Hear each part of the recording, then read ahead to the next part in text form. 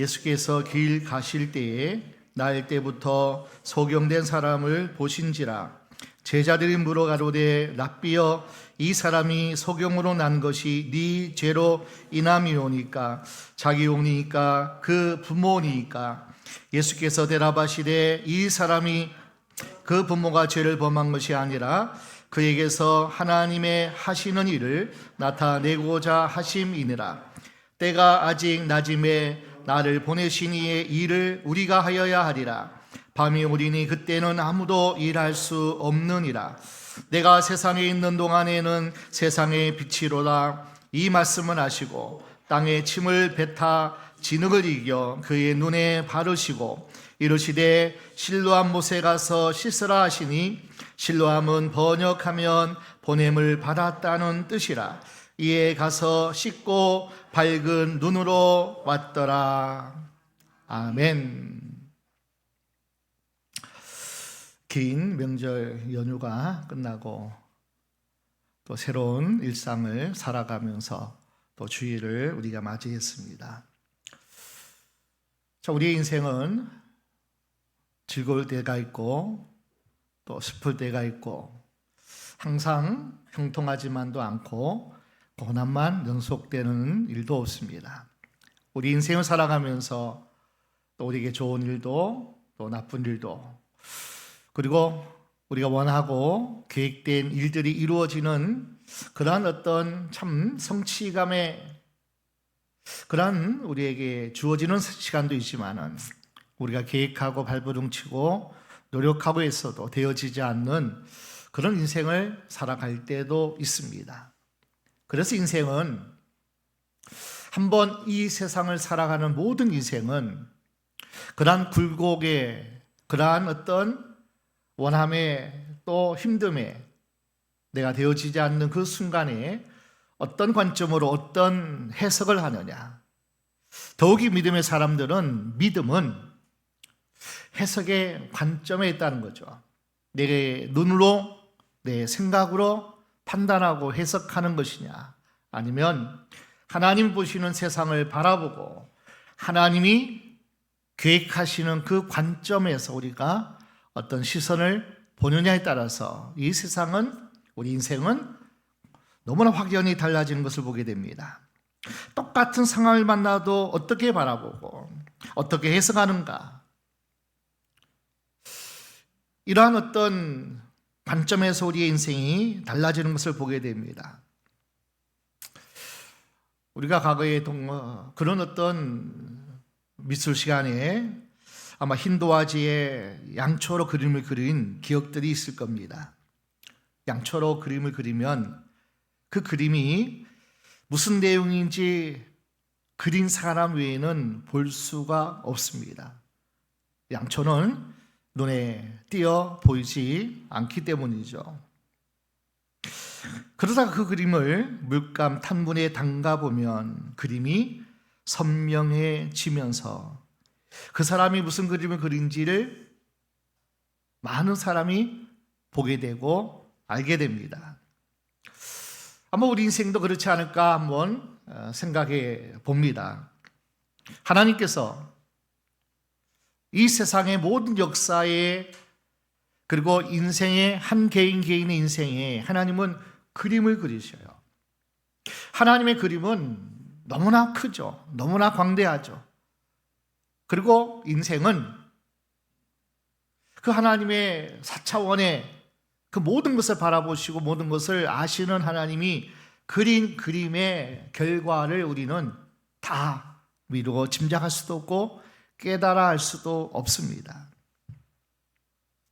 그러나 어느 정도 세월이 지나고 나면 마치 양초 그림처럼 내 인생의 그림이 선명하게 우리가 알게 되고 또 보게 되고 깨닫는 날이 우리 인생에도 찾아옵니다. 아, 이래서 하나님께서 내 인생을 이렇게 인도하셨구나. 그때 그러한 굴곡 속에서 내가 살아가면서 그 모든 과거에 지나간 시간들을 하나님이 이렇게 해서 나를 인도하셨고 함께 하셨구나 깨닫게 됩니다. 자, 오늘 본문에 나타나 우리에게 소개하는 소경, 이 소경 거지도 그 인생의 단면만을 보면 도대체 소망이 보이지 않아요. 날 때부터 소경이었어요. 8절 말씀 보니까 그는 거인이에요. 거지예요. 부유치 못한 집안에서 태어나, 그것도 우리 몸이 열량이라면 눈이 군양인데 그만큼 소중하고 보지 못하는 장애가 얼마나 큰지를 우리는 미루어 짐작할 수도 없죠. 나면서부터 보지 못해요. 그의 모든 상황과 환경은 거린이에요. 가난하고, 표현하면 찢어지게 가난한 그러한 삶을 살아가는 한 인생을 오늘 우리에게 소개하고 있어요. 얼마나 불쌍합니까? 제자들도 그 소경 거린을 보는 순간 마음이 너무나 무거웠어요. 그리고 너무나 안타까웠어요. 어떻게 해서 저렇게 처참하고 불쌍한 인생을 살아갈 수 있을까? 그래서 예수님께 질문을 합니다. 우리 3절 함께 읽어보겠습니다. 2절입니다. 제 아들이 물어 가로되 랍비여, 이 사람이 소경으로 난 것이 네 죄로 인함이오니까, 자기오니까 그 부모이오니까. 자, 제 아들은 아주 단편적으로 이 소경의 그리고 가난함의 이 모든 것들이 네 죄로 인함이오니까, 인과응보적인, 그가 어떤 잘못을 했기에, 그 조상이, 그 부모가 어떤 죄를 지었기에 그 죄값을 이렇게 너무나 혹독하게 치르고 있습니까? 태어날 때부터 보지 못해 평생을 거린으로 살아가는 이 소경, 이 인생은 제 아들이 볼 때도 안타깝지만은, 답답하지만은, 무겁지만은, 예수께 이러한 질문을 볼 때 하나님이 살아계시고 하나님이 그를 사랑하신다면 모든 인생을 평등하게 하나님의 은혜를 입고 사는 인생이야만 되지 않냐는 거죠. 하나님 어쩌자고 이 가련한 인생이 그렇게 살아갈 수 있습니까? 조상 탓입니까? 부모 탓입니까? 아니면 이 소경의 죄값으로 이렇게 태어났습니까? 이 사람의 불행의 원인을 제 아들은 죄로 보았습니다. 죄 때문에, 누구의 죄인지 몰라도 죄 때문에 이렇게 되어야만 했는가? 그 말 속에는 하나님께 대한 불만도 있는 것 같아요. 왜 하나님 불쌍한 인생을, 왜 그런 환경에, 그런 처지에 살아가게 하는 많은 인생이 있습니까? 우리 예수님은 이 제 아들의 물음에 이렇게 대답합니다. 우리 3절 함께 읽겠습니다. 예수께서 대답하시되 이 사람이나 그 부모가 죄를 범한 것이 아니라 그에게서 하나님의 하시는 일을 나타내고자 하심이니라. 이 사람의 시련과 고통과 아픔과 질병과 모든 상황이 이 사람의 죄 때문이 아니라는 거예요. 물론 원죄가 있겠죠.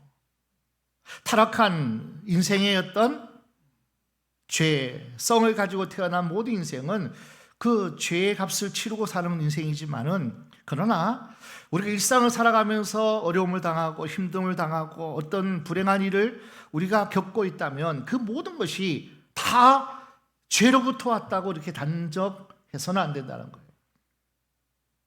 우리 예수님께 분명한 대답을 하십니다. 이 사람의 모습이 죄 때문이 아니라, 그리고 희망적인 말씀을 하셔요. 어느 인생치고 그냥 왔다 그냥 가는 인생 없다는 거예요. 무의미한 인생 없다는 거예요. 그가 실패했든 성공했든, 그가 잘났든 못났든 간에 어떤 인생도 무의미한 인생, 그리고 그냥 왔다 그냥 가는 인생 없다 하는 의미입니다. 모든 인생은, 모든 사람은 하나님의 하시는 일을 나타내고자 합니다. 아멘. 모든 인생은 하나님의 계획 속에 있어요. 실패 가운데서도 아픔과 질병과 그가 어떤 처지에 있든지 간에 그 모든 인생은 하나님의 계획 안에 있다는 거예요. 하나님의 일을 행하고자, 하나님의 뜻을 드러내고자 하나님이 한 인생을 이 땅에 보내셨다는 거예요. 천하보다도 귀한 한 영혼. 저와 여러분은 온 천하를 주고도 바꿀 수 없는 하나님의 독생자 예수를 통해서 구원받은 하나님의 사람들이다. 그렇기 때문에 우리는 우리의 모든 상황과 모든 형편처지를 통하여서 우리가 힘들다고, 절망적이다고, 낙심적이다고 제 아들처럼 하나님을 원망하는 쪽으로, 도대체 하나님이 이 세상을 사랑하셨다면, 그 한 인생을 그렇게 하나님 축복하셨다면 그럴 수 있겠냐고, 그렇게 제 아들의 물음 속에 하나님은 희망적인 말씀을 하는 거예요. 죄 때문에 하나님이 저주한 것이 아니라는 거예요. 그의 인생 가운데 하나님의 일을, 하나님의 영광을 드러내고자 나타내고자 하신다는 겁니다. 자, 우리는 놀라운 사실을 하나 배우게 해요. 세상의 가치와 세상의 기준과는 전혀 다른 하나님의 관점이 있다는 거예요. 하나님은 똑똑하고 잘나고 좋은 환경에서 자란 사람을 통해서만 하나님의 일을 드러내고 나타내시는 것이 아니라는 거예요. 세상은, 역사는 이긴 자 편에서, 잘난 자 편에서, 특별한 사람들의 시선으로 온 세상의 역사는 그렇게 그려지고 그렇게 보여지는지 몰라도 하나님은 그렇지 않습니다. 하나님의 일을 나타내는 것은 모든 인생이에요. 모든 인생. 그가 잘났던 못났던 상관없어요. 그가 성공했던 실패했던 상관없어요.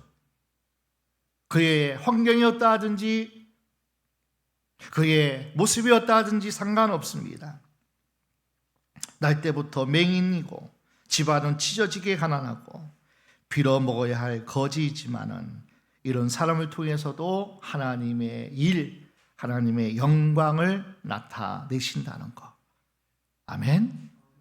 저와 여러분은 그 한 사람, 그 한 사람 너무나 값지고 너무나 고귀하고 너무나 하나님 보시기에 좋았더라, 그 인생이 나인 줄 믿습니다.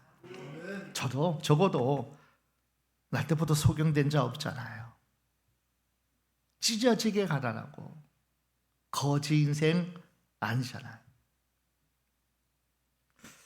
심지어 하나님께서 이렇게 연약하고 이렇게 불쌍한 처지의 한 인생을 통해서도 하나님의 영광이 반드시 드러날 것이라는 하나님의 메시지는 우리에게는 너무나 희망적이고 소망적이 아닐 수 없습니다. 실제로 여러분, 하나님 쓰신 사람들을 다 보십시오. 아브라함은 100세가 되도록 자녀가 없었어요. 요셉은 형들로부터 버림받아 노예로 팔려갔던 자입니다.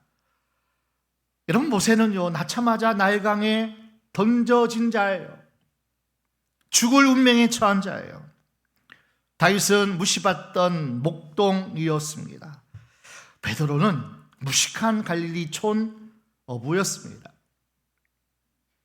자, 이러한 인생을 하나님은 그 죄값으로 그렇게 되었다 하지 않습니다. 그들 인생 가운데 놀라운 일을 행하셨습니다. 아브라함을 믿음의 조상으로, 모세를 출애굽의 지도자로, 그리고 다윗을 메시아의 그림자로, 예수님의 수제자로 베드로를 하나님이 부르시고 그를 하나님께서 사용하셨다는 것을,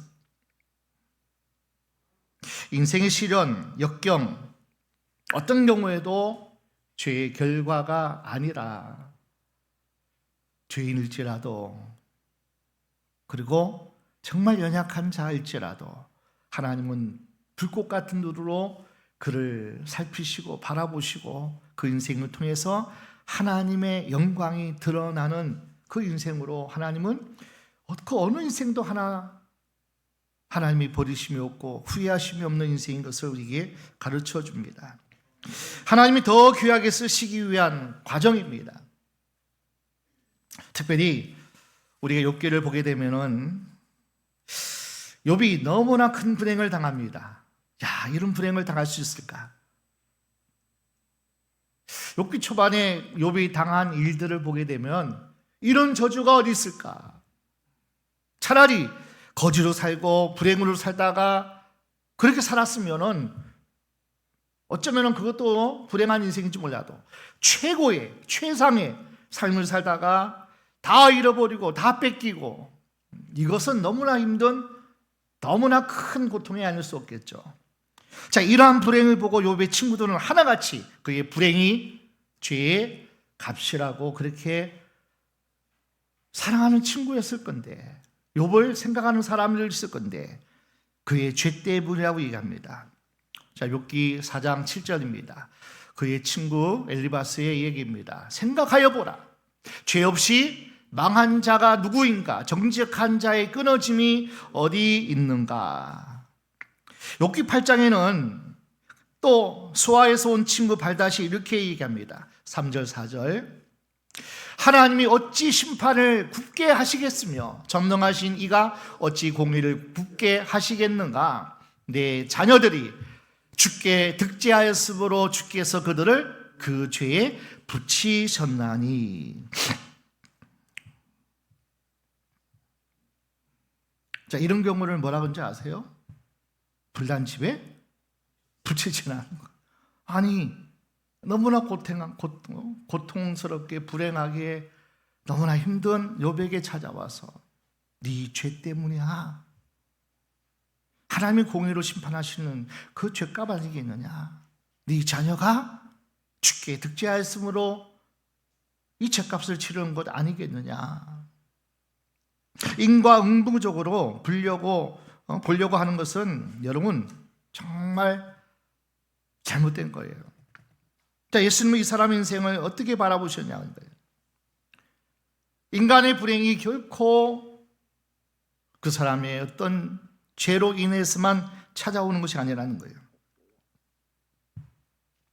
만약에요, 제 아들의 논리, 일반 사람들의 논리로 죄값을 치른다, 그렇게 다 본다면요, 한번 물어볼게요.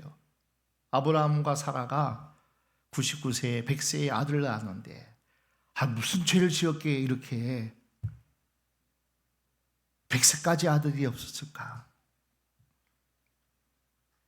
이삭도 결혼한 지 20년 넘게 아이를 낳지 못한 것은 누구의 죄값인가? 그 부모의 죄값인가? 아니면 자기의 죄값인가? 여러분, 요셉이 애굽의 노예로 팔려간 것이 형들의 죄 때문입니까? 아니면 형의 과오를 일러 바쳤던 요셉의 자신의 죄 때문입니까? 아니면 어린 요셉을 놔두고 낳자마자 죽은 엄마 라헬 죄 때문인가? 만약에 요셉이 자신의 인생을 그런 각도에서 계속 묵상하고 바라봤다면 어떻게 했을까요? 아버지 야곱을, 어머니 라헬을, 자기를 고자질한 것을 빙자해서 자기를 팔아먹은 형들 때문에 이 온통 저주하고 온통 탓하는 인생, 이것이 요셉의 인생이 되지 않을까냐고요.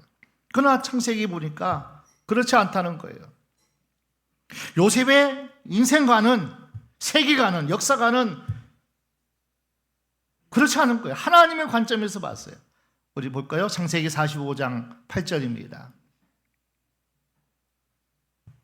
같이 볼까요? 그런즉 나를 이리로 보낸 자는 당신들이 아니요 하나님이시라. 하나님이 나로 바로의 아비를 삼으시며 그 온 집의 주를 삼으시며 애굽 온 땅의 치리자를 삼으셨나이다. 형들 탓하지 않았어요. 부모 탓하지 않았어요. 내 운명이 내가 정말 재수 없다 탓하지 않았어요. 나를 이리로 보낸 이는 하나님이시라. 아멘. 하나님이시라. 하나님의 관점, 좁은 내 시야와 좁은 내 생각에 가지고 세계관을 보고 역사관을 보고 가치관을 본다면 얼마나 어리석은 인생이냐고요. 하나님을 보는 관점을 보고 하나님 말씀하신 성경 통하여서 역사관을 봐야죠. 세계관을 봐야 되죠. 가치관을 봐야 되죠. 조그마한 지식 가지고 세계는 어떻고 역사는 어떻고 이렇게 살아가야 된다고 떠드는 사람 보면은 얼마나 한심스럽고 어리석었냐. 요셉은 적어도 하나님이 생각하시는 그 관점에서 하나님이 하셨다라고 그렇게 고백합니다. 요셉은 노예 생활, 감옥 생활을 하며 그렇게 힘들어 살아온 것이 자신의 죄도 아니고 형들의 죄도 아니고 아버지의 죄도 아니라고 말합니다. 나를 이곳에 보내신 이는 하나님이시오. 하나님이 나를 통해서 내 온 가족과 만민의 생명을 구원하게 하시려고 나를 애굽에 보내, 그리고 정말 큰 사람이 되기 위해서 정치범 감옥에 보내게 하신 이도 하나님이셨다고. 아멘. 퍼즐을 하나하나 맞춰가면 이해되지만 처음에 그 퍼즐이 맞춰지기까지는 얼마나 답답했겠냐고요. 내가 왜 팔려가? 내가 왜 감옥으로 가? 억울하게. 아니, 은혜 입은 술 맡은 관원장은 나를 왜 잊어버려? 2년 동안이라 내가 이렇게 고생하는데.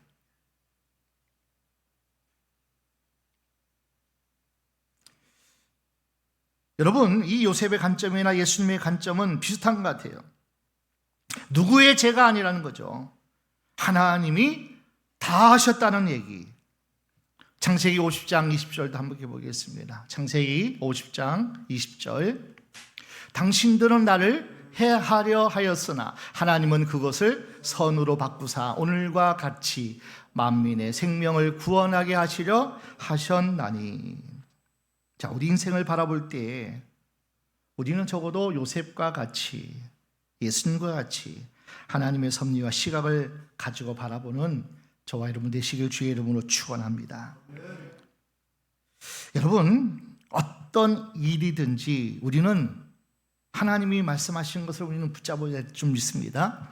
하나님을 사랑하는 자, 곧 그 뜻대로 부르심을 입은 자들에게는 모든 것이 합력하여 뭘 이루어요? 선을 이루느니라. 그러니까 모든 것은 다 선을 이루시는 하나님의 작품이에요. 아멘. 적어도 저와 여러분이 죄 가운데 있지 않고 마귀의 사단의 수하에 있지 않는다면, 의의 병기로 서 있다면 우리가 당하는 모든 일들은 선한 하나님의 손길인 줄 믿습니다. 아멘. 자, 에베소서 2장도 한번 볼까요? 10절 같이 시작. 우리는 그의 만드신 바라 그리스도 예수 안에서 무슨 일을 위해서요? 선한 일을 위해서 지으심을 받은 자라는 거예요. 적어도 하나님의 자녀라면, 내가 하나님께서 구원한 하나님의 자녀요 하나님 백성인 이 사실을 내가 확신한다면 내게 어떤 인생의 상황이 벌어진다 할지라도 그리스도 예수 안에서 선한 일을 위하여 나는 태어났고 살아간다. 아멘. 이 확신이 우리에게는 있어야 돼요. 하나님은 나쁜 일을 행하지 않아요. 항상 선한 일을 행하시는 하나님이에요. 하나님은 악이 없어요.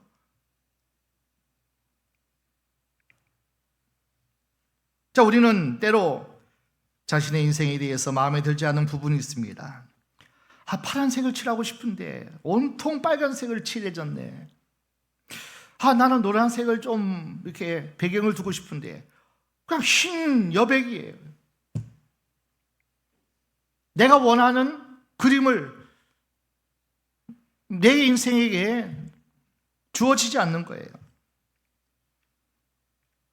어떤 부분은 깎아지른 절벽을 그리고 하나님은 또 어떤 부분은 질풍노도와 같은 파도를 그리셔요.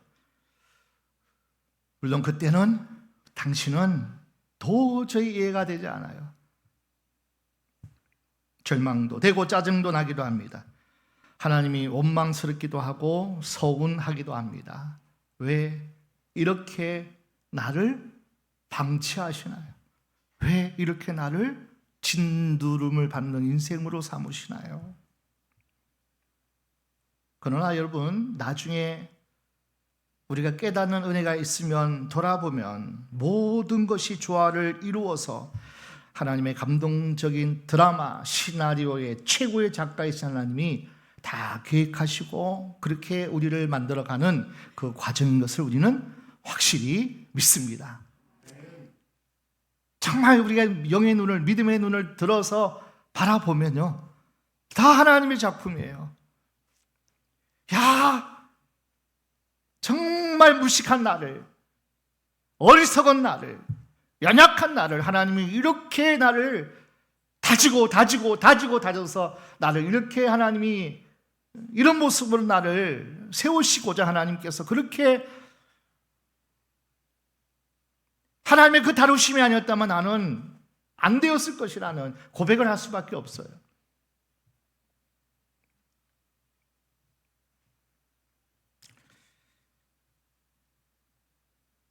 많은 인생이 내 인생에 대해서 결론을 내려요. 야, 나는 안 돼. 그런데 여러분, 어떤 인생도 결론 내리시면 안 돼요. 아멘? 어떤 인생도 야, 이제 끝이다. 그 인생 없어요. 결론은 내가 내리는 거 아니에요. 하나님만이 하시는 일이에요. 하나님이 판단하시고 하나님이 계획하신 모든 일들은 하나님이 하실 거예요. 하나님이 그리고 결정하실 거예요. 함부로 내 인생 실패했다, 성공했다 그렇게 얘기하지 마세요. 아, 저 사람은 복을 받았다, 저주받았다 그렇게 판단하지도 마세요. 함부로 속단해서는 안 됩니다. 자, 욥의 친구들이 서로 자기들의 논리를 가지고 싸웁니다. 욥도 만만치 않아요. 욥의 친구들이 하는 이 말에 대해서 욥도 또박또박 반박을 해요. 자기 논리를 가지고 싸웁니다. 욥의 친구들은 욥이 불행을 당한 것은 죄 때문이라고 계속 압박을 합니다. 욥도 물러서지 않습니다. 자신은 결백하다고 자기 의를 주장합니다. 이때 하나님께서 답답해가지고 폭풍 가운데 그들에게 나타나셔요. 욥기 38장 1절. 때에 여호와께서 폭풍 가운데로서 욥에게 말씀하여 가라사대, 얼마나 답답한지 조그만 지식의 논리 가지고 서로가 자기 의를 드러내고 또 너는 이래서 이렇게 된 거야 하고 그렇게 논쟁을 하고 있을 때 하나님이 답답했었어요. 자, 2절. 무지한 말로 이치를 어둡게 하는 자가 누구냐? 답답한 인생들아. 4절. 네가 땅의 기초를 놓을 때에 네가 어디 있었느냐? 네가 깨달아 알았거든 말할지니라. 5절. 누가 그 도량을 정하였는지, 누가 그 준승을 그 위에 띄웠었는지 네가 아느냐? 33절. 내가 하늘의 법도를 아느냐? 하늘로 그 권능을 땅에 베풀게 하겠느냐? 40장의 2절입니다. 변박하는 자가 전능자와 다투겠느냐? 하나님과 변론하는 자는 대답할지니라. 폭풍 속에 하나님의 우렁찬 목소리로 저들에게 이야기합니다. 야, 욥. 그리고 찾아온 친구들 답답해가지고 다 책망하셔요. 하나님이 주권적으로 하시는 일을 누가 감히 판단할 수 있겠냐는 거예요. 여러분, 똑똑히 들으세요. 내 인생 판단하지 마세요. 아멘? 다른 사람의 인생도 내 생각대로 봐서는 안 돼요. 하나님의 선한 주권면에서 바라봐야 돼요. 말씀쟁이 자식도 하나님의 관점에서 하나님의 선한 일 가운데 행하시는 것으로 보셔야 돼요. 답답하고 우라통 터진다, 하나님 그렇게 내가 기도했는데 왜 이렇게 하냐고 하지 마세요. 감히 하나님과 변박하시겠어요? 너무나 어리석은 인생들이에요.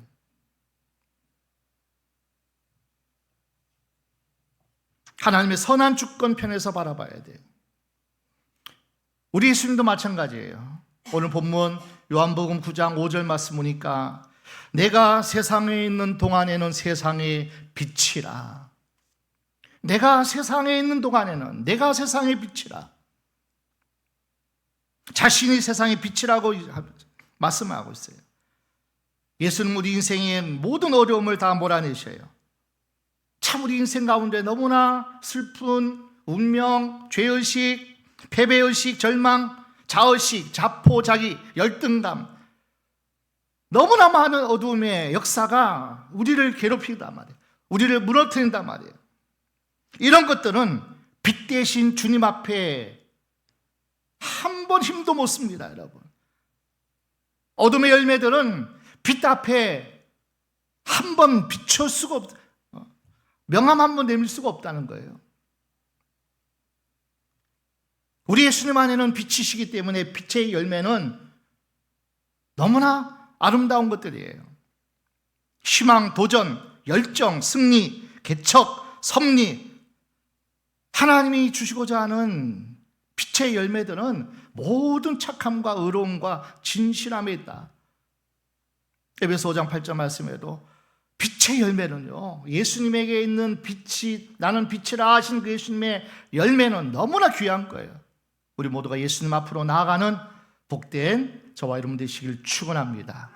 우리 안에 있는 어두움, 우리 가정에 있는 어두움, 모든 상황, 모든 것들은 빛 대신 하나님 앞에 내가 곧 세상의 빛이라 그 빛이신 예수님 앞에 나아가면 모든 인생은 빛의 영광 가운데 살아갈 줄로 믿습니다.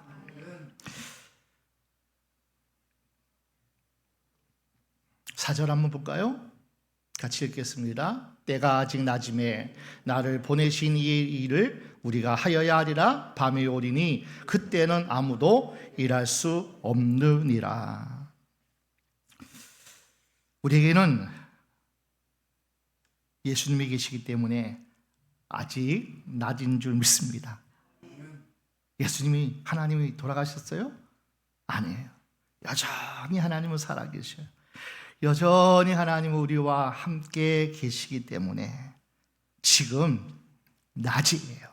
얼마든지 기회 있어요. 얼마든지 가능성이 있어요. 때가 아직 낮이란 말은 소경의 인생이 끝나지 않았다는 거예요, 여러분. 여러분, 소경의 인생이 불행인지 그리고 행운인지 아직 결론이 나지 않았는데 그 인생을 놓고 행불행을 따지는 것은 옳지 않다는 거예요. 그러므로 여러분, 우리 인생은 아직 낮은 줄 믿습니다. 아직 살아있잖아요. 아직 기회가 남아있는 이 인생, 낮 시간에 열심히 주의 일을 해야 될 줄로 믿습니다. 자, 고전 15장 58절 말씀 볼까요? 그러므로 내 사랑하는 형제들아, 견고하며 흔들리지 말며 항상 주의 일에 더욱 힘쓰는 자들이라. 이는 너희 수고가 주 안에서 헛되지 않는 줄을 알미니라. 여러분, 주의 일을, 헛되지 않는 주의 일을 힘쓰시기를 축원합니다. 하나님의 영광을 위해서, 하나님의 이름을 위해서, 하나님의 뜻과 하나님을 영광 가운데 우리가 나타내는 그 일에 우리가 힘쓰면요, 어떤 일도 헛되지 않아요. 그러므로 견고하며 흔들리지 말라는 거예요. 낙심하고 절망하지 말라는 거예요. 살아있잖아요, 아직. 그 사람의 인생 후반전에 빛이 날지 누가 알아요? 아니, 연장전에 역전시킬지 누가 알아요, 여러분? 아멘? 성경에 보면요, 하나님께 쓰시는 사람일수록 인생 후반부에 더 빛을 발하는 사람들 얼마든지 있습니다. 그런데 나이도 청춘이고 모습도 청춘인데 다 사람처럼 그렇게 힘이 없는 사람이 있어요. 맨날 한숨만 쉬고 맨날 부정적인 소리, 불평만 늘어놓습니다. 너무나 짧은 시야를 가지고 너무나 세상 가치관만 가지고 넘어졌어요. 실패했어요. 뭔가 일이 좀 안 됐어요. 끝났다. 하나님이 저를 사랑하지 않아. 어떤 죄를 지었기에 저래. 판단하지 마세요, 제발. 한번 뒤돌아 보세요. 얼마나 내 인생에 대해서, 우리 가족의 일에 대해서, 그리고 우리 이웃에 대해서 얼마나 많이 판단하고 하나님 자리에 앉아서 우리가 얼마나 우리 인생을 허비했는가를 한번 돌아보십시오.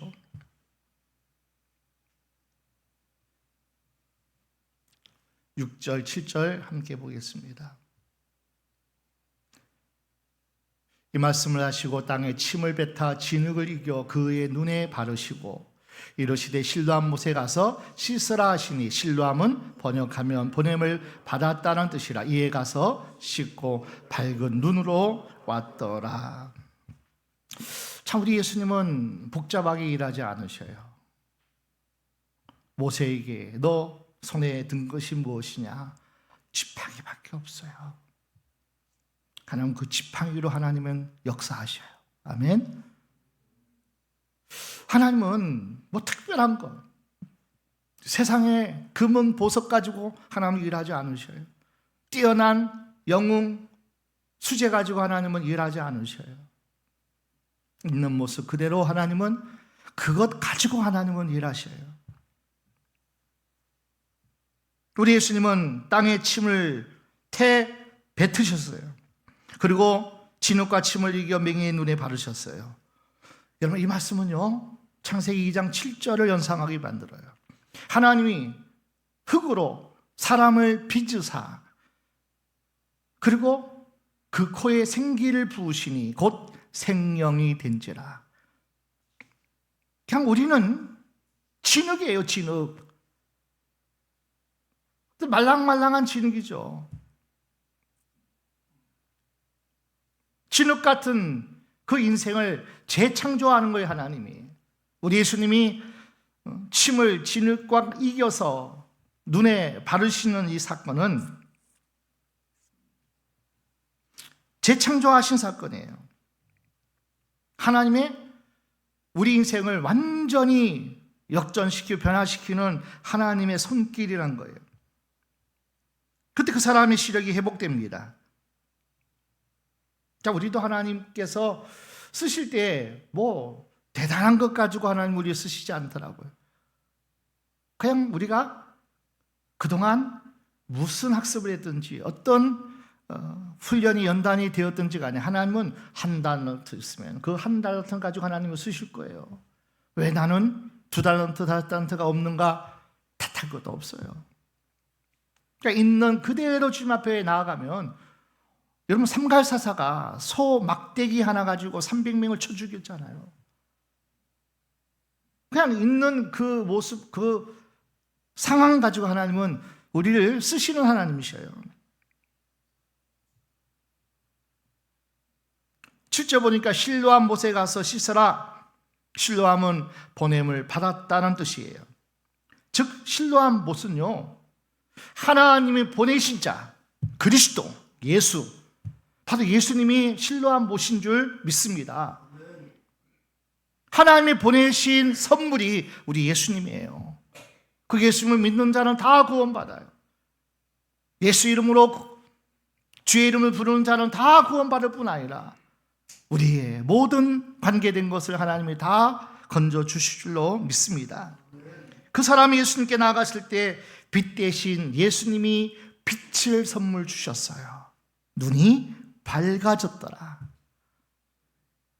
그 진정한 신뢰한 곳은, 하나님이 보내신 진정한 신뢰한 곳은 우리 예수님이에요. 예수님이. 우리가 보냄을 받은 자 또이에요. 우리 스스로 빛을 낼 수 없어요. 그러나 빛 대신 예수님이 나를 충만하게 채워지면 우리는 보냄을 또 받을 겁니다. 하나님 우리를 보내실 겁니다. 어둠에 빛을 비추라고 하나님은 우리에게 말씀하고 있는 거예요. 아멘. 또 우리는 빛 대신 예수님을 가득가득 내 안의 어둠을 다 몰아내고 내가 빛된 영광 가운데 내가 거하여 하나님이 나를 어디로 보내시는지 간에 그곳에 우리는 빛을 발하는 거예요. 하나님의 영광이 내 머리 위에 임하였으니, 내 안에 충만하게 임하였으니 우리는 어디로 가든지 간에요 빛을 발하는 거예요. 빛을 발하는 거예요. 내 안에 있는 그 빛이 발할 수밖에 없어요.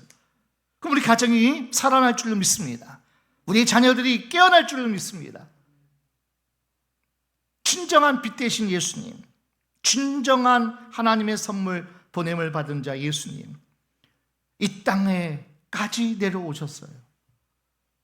버러지 같은 사람의 몸을 입고 오셨어요. 여러분, 하나님이 보내신 곳이 어디인지 모르겠어요. 그 어떤 곳인지 모르겠어요. 여러분의 가정이 너무나 힘든 하나님이 보낸 곳일 수도 있어요. 왜 하나님 나를 이 가정에, 이 가문에 태어나게 하셨을까? 하나님 우리를 보내시는 곳은 결코 우리가 원하는 곳만은 아닐 거예요. 내가 바라고 꿈꾸는 곳만 하나님이 나를 가라고 하지 않을 거예요.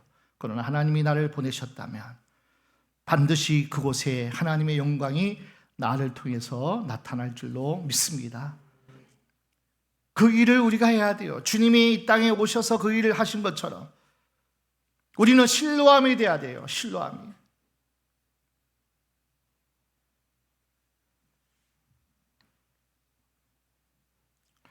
자, 이러한 놀라운 하나님의 역사를 보고도 깨닫지 못한 인생이 있으니 그 인생이 바리새인들이었어요. 아니, 이 소경이 되어진 것을 보고 그 사람이 간증한 것을 듣고 깨달아야죠. 변해야죠. 자, 얼마나 답답한지. 아니, 이 사건을 가지고 예수님을 죄인으로 몰아세워요.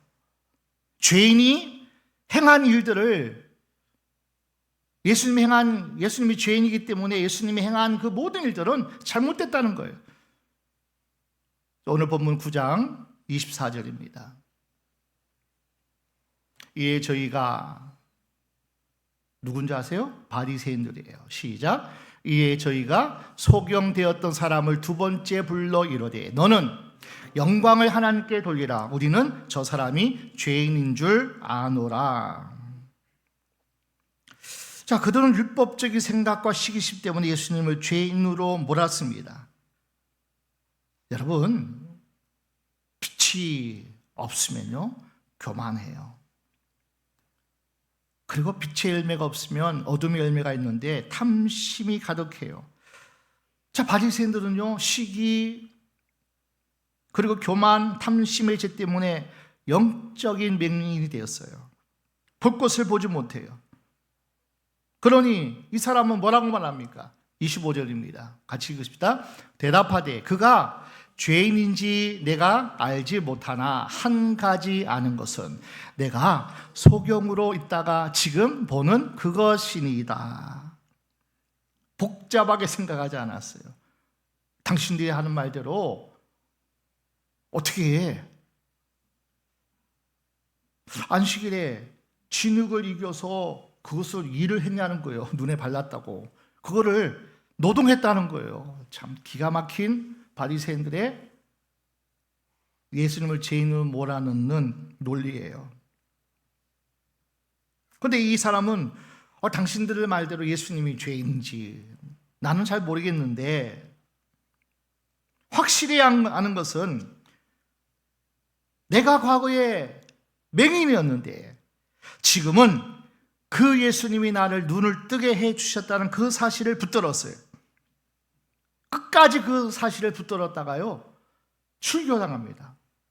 끝까지 예수님 붙잡고 예수님 인정하다가 출교당해요. 그 사이에서. 그러나 예수님이 그를 신방하십니다.